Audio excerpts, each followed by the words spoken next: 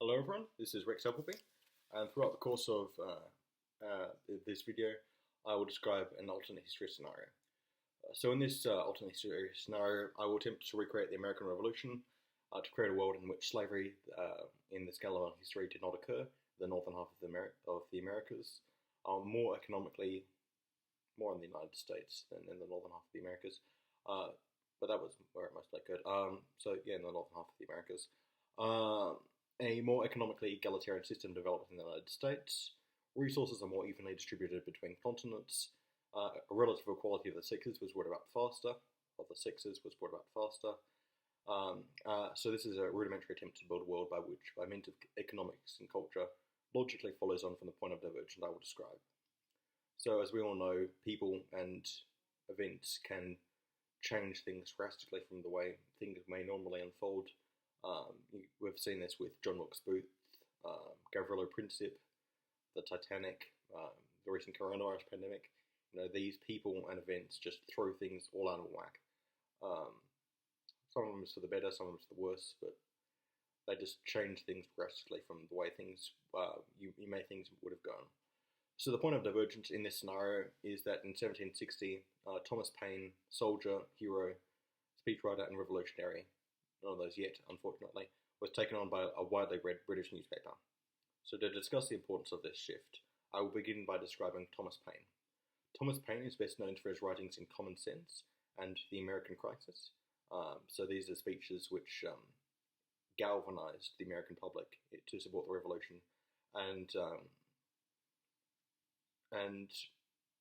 really gave it a cause, or like an end goal for the war beyond just beating Britain.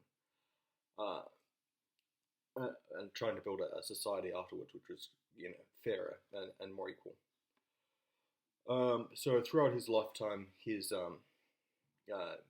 well, I think from my perspective, he's one of the most impressive men in history. Throughout his lifetime, he was a corset maker, a privateer, a trade official, a teacher, a tobacco shop owner, an editor/journalist, a secretary of the Congressional Committee on Foreign Affairs, negotiating assistant in borrowing money from France, French parliamentarian, despite not being able to speak French. He also, in his later life, became involved in the construction and development of bridges, smokeless candles, and early steam engines.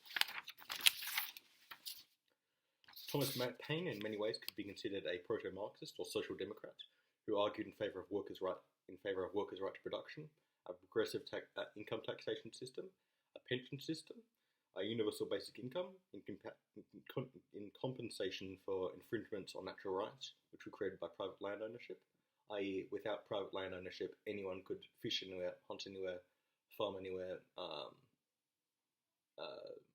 live anywhere, basically, and live off the land in that way. With private land ownership, people can't do that. They're just restricted to the amount of land which isn't private land ownership. So he says that if there's a system of private land ownership, there should be a universal basic income, basically. He also argued for a workers' rights to production. He also argued for the relief for the poor and a state-funded universal education system. So this is pretty similar to the Nordic model in a lot of ways. So at this point in 1760, Paine had already served as a privateer for 4 years and had in this time a sympathy for sailors and the harsh conditions that they endured. With a writing flair and elegance it was, and I could say is, respected in our timeline, Thomas Paine could captivate audiences and argue for causes near and dear to his heart, such as working class concerns around labour, relief for the poor, and the treatment of sailors working on slave ships. Slavery in North America is an incredibly large and complicated subject, which arose in the way that it did due to a web of causes, with the primary one being that it was profitable. The experience of working on slave ships was incredibly unpleasant and dangerous, with a fatality rate of around 20% as a consequence of overwork, undernutrition, and being whipped. It was commonly undertaken because it was this or starvation. This worked out in the captain's favour, as the less workers at the end of the voyage, less payment needed to be offered. Although this lifestyle, the less people alive at the end of the working voyage, the less you have to pay. So it wasn't necessarily in captain's interest to keep their workers alive. So, the fatality rate could theoretically have been lowered, but it wasn't. So this working conditions are obviously far superior to being trafficked on the ships, which could only be described as hell on transit to hell, where your children, your grandchildren, your great grandchildren, your great great grandchildren would also be fucked, and maybe beyond that, I don't know. So this worked out. So it would not take much to make people choose to not work on the ship, or be forced not to work on the ship. So this could be done with a strike, targeting the sailors, or it could be done basically with a terrorist campaign against them. So you could have lynchings, you could have hangings, you could have licensed sex against ships and buildings which manage and work on these ships, which work on this trade. You could have threat of lynchings and hangings and tarrings and featherings against the families of the scabs or the managers of shipping companies, which could probably be easily done by this movement with extreme sadism and brutality, with which would obviously make the margins of investment on slavery much lower than they were in our timeline. So in our timeline, I think the returns on investment was around 5%, whereas in other industries it was around 4%. So if these strikes were effective, then the economics would shift, and it would be much more profitable to just give up on slavery, I guess, and just transport other things. So if this were to occur, the bottom would fall out of the slave transportation market, and in the 1760s,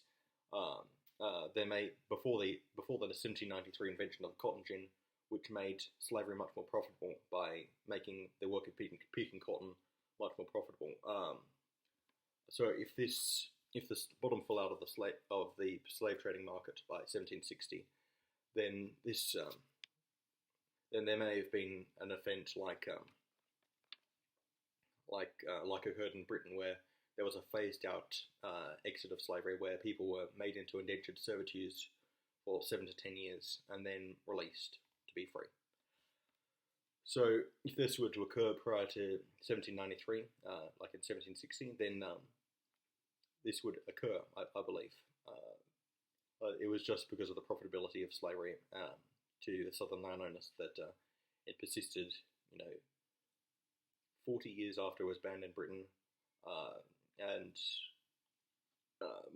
much later than other countries. They're not later than Brazil. So this black population would be much smaller than it was in our timeline, because less people would be transported, and there would be more spread out, more evenly spread out among the country, not more concentrated in the southern states. But they would obviously gravitate towards cities where they would have more power in numbers, be further from slave owners. Cities would be seen, as they were in our timeline, as symbols of freedom and security, whereas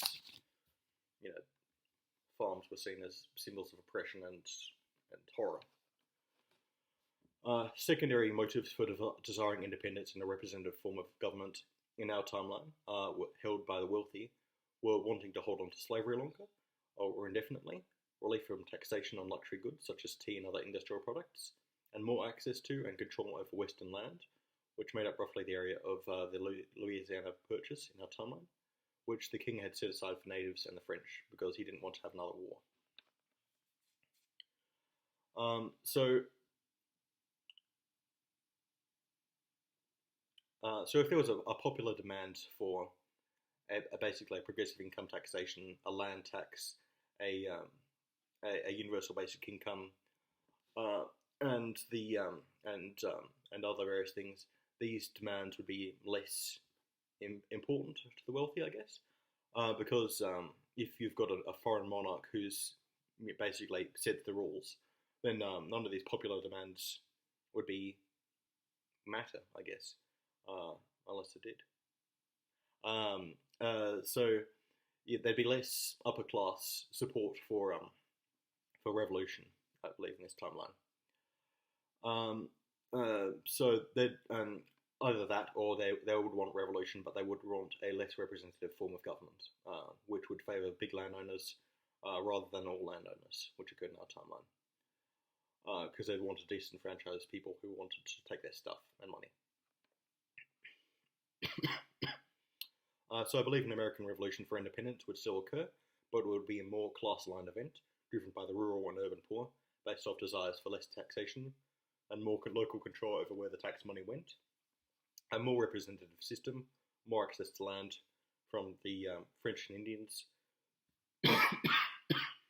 moves to suppress industrial production in American cities by Britain, opposition to the quartering of soldiers in people's homes, and perceptions of a lack of political representation infringing on their rights as Englishmen.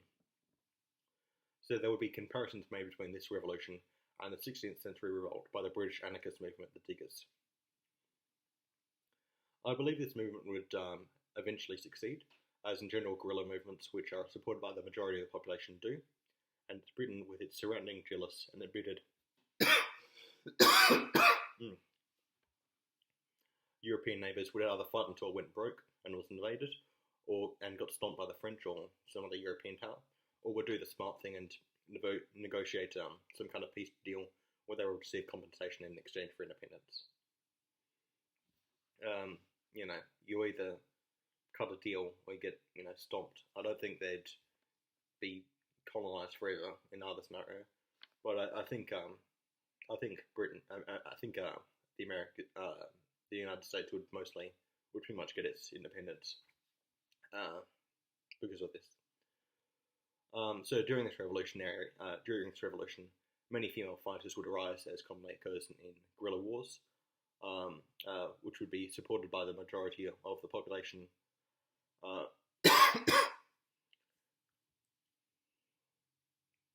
So these women would be compared to Joan of Arc figures, as occurred in our timeline, with someone asking for some fair maid to inspire, some Jersey maids to inspire a revolution. So this fight would be more class-based, as I already said, and so the symbols would less be based around aristocratic figures like Thomas Jefferson and George Washington and other people like that. I'd be more based around like the idea of the everyman or the Minutemen.